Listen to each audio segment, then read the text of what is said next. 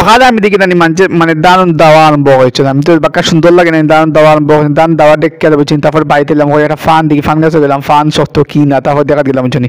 আর fun গিয়ে দিন নরম কলটি নাই, তারপর জিও করতে পারছি না, মানে আনছি না।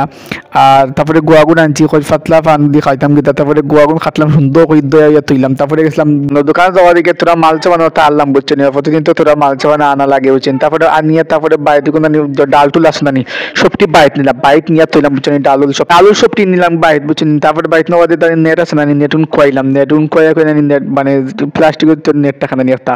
তারপরে নেটুন কয়া কলটি এক করে বান্ধে বাড়িতে আনলাম, আনা বাড়ি তুইলাম। তারপরে গিয়ে নিচে গেলাম, নিচে আবার তারা পানি শেষ হয়ে গেছে, খাওয়ার পানিগুলো আনিয়ে দিলাম, তারা খাওয়ার পানিগুলো আনিয়ে দেওয়া দিলাম, তারা পানি মানে বেশি জল আছে একেবারে শেষ হয়ে গেছিল। তারপরে এলাম দোকানে একটা জিও খেক খাইলাম বুঝছেন 15 ডিগ্রি।